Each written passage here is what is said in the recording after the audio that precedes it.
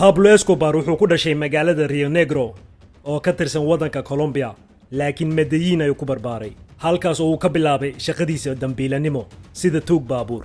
wuxuu dhici jiray gawaarida, kadibna waa uu furfuri jiray. markaasuu qayb u iibinayay. kadib wuxuu u wareegay iibinta cocaine, wuxuuna bilaabay dhisidda boqortooyo darooga ah. lacag badan waa uu ka sameeyay. ka ganacsiga maandooriyaha cocaine ee ka socday Colombia ilaa Mareykanka wuxuu ka dhigay Escobar mid ka mid ah dadka adduunka ugu taajirsan. sanadkii 1989 sida ay Forbes sheegtay, wuxuu noqday ninka toddobaad ee ugu taajirsan caalamka. waxaana lagu qiyaasaa in kooxdiisa Medellin ay kasbadeen 25 bilyan oo dollar intii ay jirtay. dakhligaas faraha badan, Escobar wuxuu ka iibsaday dhul beereed, xero xayawaanaadka u gaar ah, diyaarado, helikobtaro, gawaari iyo waxyaabo kale oo badan. Escobar wuxuu ahaa nin aan naxariis lahayn. halkudhigiisuna wuxuu ku joogtayn jiray plata oo plomo, waa lacag ama rasaas, taasoo micnaheedu tahay ninkii ka hor yimaada inuu kala doorto laaluush inuu qaato ama geeri midkood. Escobar wuxuu kasbaday sumcad ka imaanaysa shacabka magaalada Medellin, asigoo noqday shakhsi u gargaara dadka saboolka ah. wuxuuna qabtay howl ballaadhan oo caawimaad ah. muddo ku siman horraantii 1980 ayuu siyaasadda ku biiray, isla markiina waxaa loo doortay xubin ka mid ah baarlamaanka dalka Colombia. Escobar wuxuu lahaa hami inuu madaxweyne ka noqdo isla waddankaas. wasiirka cadaaladda Rodrigo Lara Bonilla wuxuu tilmaamay Escobar inuu yahay dambiile, taasoo horseeday wasiirkaas in la dilo. dilkaas kadib, Pablo Escobar wuxuu u qaxay horraantii dalka Panama, kadibna Nicaragua. halkaas ayayna ku baabaaday fursad kaste uu madaxweyne ku noqon karay iyo sumcaddiisaba.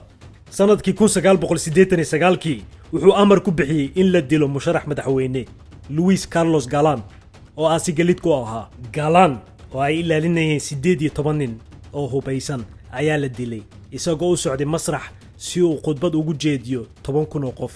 nin la dhaho Santofimio wuxuu u sheegay Escobar haddii Galán uu madaxweyne noqdo inuu Escobar u gacan gelin doono Mareykanka.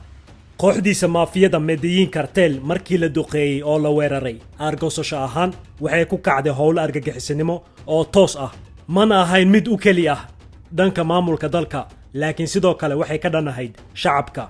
falalkii kale oo foosho xuma ay Medellin cartel geysteen ayaa ka mid ah diyaarad rakaab ah in la qarxiyay iyadoo la isku dayay in la dilo musharax madaxweyne Cesar Gaviria. isku day dil oo lagu laayay 110 qof oo la socday diyaaradda.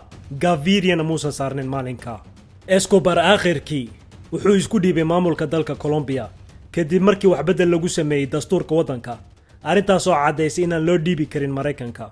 Escobar waxa uu la heshiiyey dowladda asigoo dhahay waan isdhiibi, dhibkana waan joojin, laakiin xabsi aan aniga dhisto ayaa laygu xirayaa.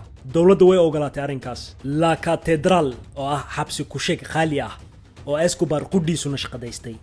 wuxuu ka dhistay garoon kubadda cagta ah, meel lagu dabaasho iyo waxyaalo kale oo xabsiyada caalamka laga helin, mooye hoteelada 5 xidigoodka ah. asxaabtiisa ugu sokaysay xabsiga La Catedral ayay la degeen. wuxuu awooday inuu sii wado maamulka boqortooyadiisa cocaine-ta asigoo maxbuus ah, kadib markii loogu hanjabay in loo wareejinayo xabsi caadi ah haddii uusan faraha kala bixin ganacsiga darogada iyo maamulka maafiyada.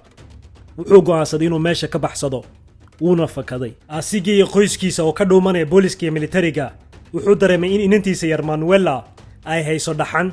kama uusan labalabayn inuu dab qabadsiiyo 2 milyan oo dollar si ay isugu diiriso. xagaagii 1992 askar ka tirsan ciidamada gaarka ah ee Mareykanka Delta Force ayaa loo diray Colombia si ay uga caawiyaan booliska iyo militariga Colombia soo qabashada Escobar.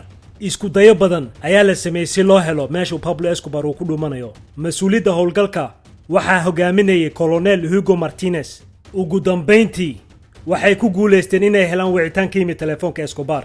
markii loogu dultegay goobta Escobar iyo ilaaladiisa ay ku dhumanayeen, albaabada ayaa si xoog ah loogu jabiyey. waxay isku dayeen inay baxsadaan, laakiin asigii ilaaladiisaba waa la toogtay.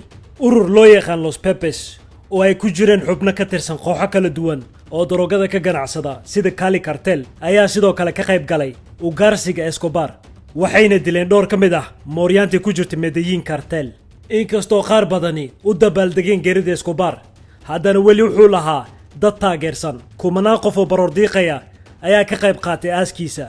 xaaskii uu ka dhintay Escobar wiil iyo gabar uu dhalay ayaa ka qaxay dalka Colombia kadib geeridiisa waxaana ku adkaatay helitaanka magangelyo ugu dambeyntii waxay caga dhigteen Argentina muuqaalkaas iyo foolxumadaas ayaa u dambeysay nin mar ismoodin la taaban karin qof walba Soomaali ah ama Muslim ah haddaad ku fikiraysid inaad geysatid dhac kufsi ama dil iyo ka ganacsi daraagis sidaad adduun u hesho ka cibro qaada dadkii kaa horreeyay